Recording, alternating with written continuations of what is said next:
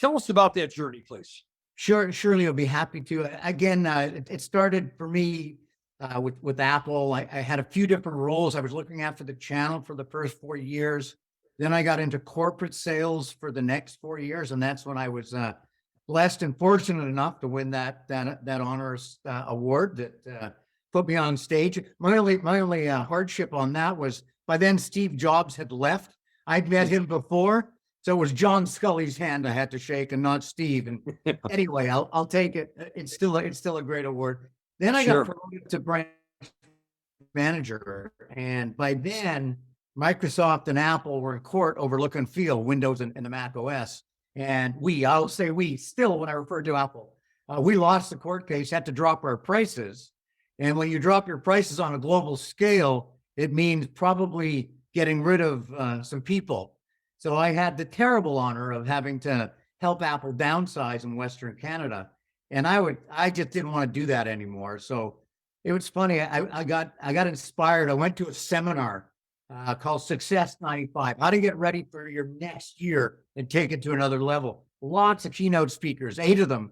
And the guy that really did it for me was a preacher called, not Zeke Ziegler, Zeke was there, but Dr. Schuler. Who had a TV show, and he said 4 things, and they were game changers for me. It was like start to play, stop and pray, prepare to pay, and plan to stay. And I was like, wow. He dared me to be in my own business. That's how I internalized it.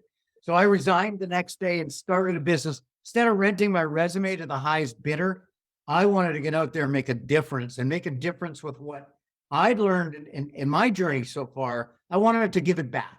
And so I wrote a training program. Then I followed up with a coaching program. And then, wrote a few books. And then I got into speaking. And so the journey took off from there. And, I like yourself, I'm very passionate about what I do.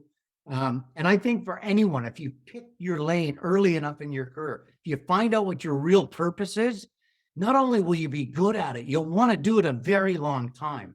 And you and I are both, testaments to that platform, that we're still loving what we do and still making a difference. And that's what fuels me, is being able to, to help a company and people in the company take their game to another level. Right. So that's kind of a little bit on my background. I can appreciate the journey so much. It mirrors much of my own similar path that's happened to me in the last 3 decades plus. Being inspired, listening, something just sort of clicks and said, there's a tipping point. I got to do something. I love what you said there about picking your lane.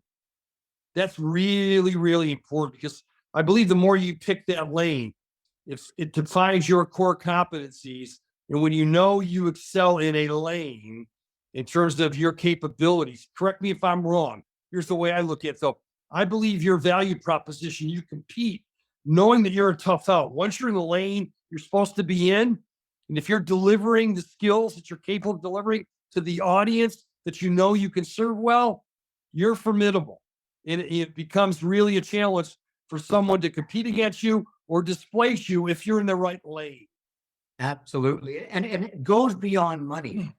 It's like the question, one of the questions that Schuler asked the audience in that seminar many, many years ago. I actually got to meet him much later and thank him, which was, 360. I got back to why I started my business was his inspiration.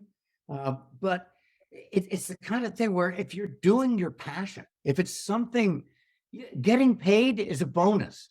Like I'll say, if life already paid for, all the degrees and the marriages and the grandchildren, if everything was already paid for, what would you just love to do? Because you love doing it. And that's my lane still. I'm still loving what I don't kill myself like I used to, like road trips around the world and training and all that stuff. I'm a little more selective who I work with. And so I'm keeping it in balance. I like to spend time with my grandchildren and my kids and so on. But certainly I still love with a passion what I get to do. It's an honor. I believe, Ian, one of the operative questions for all of us, anybody listening in, if somehow under your pillow tonight, and you woke up tomorrow morning and there was $1 million or 10 million or 20 million or 100, whatever the number is, and hypothetically, you didn't need to work anymore. You could be a philanthropist. You can give your time, talent, treasure to others, what would you do? And in your case, and I believe in my case, say, I'm gonna do the same thing I'm doing right now. I don't need the money. And you know what? It doesn't matter. It's not gonna say, oh, now I can do what I really want to do. I Yeah, believe when you're doing what you really want to do, you do it even when money's not an issue. exactly it. That is the point, Leo. Fabulous, fabulous analogy. The under the pillow check, what was waiting for you? It wouldn't change what I do. It wouldn't Yeah. change what I do professionally at all.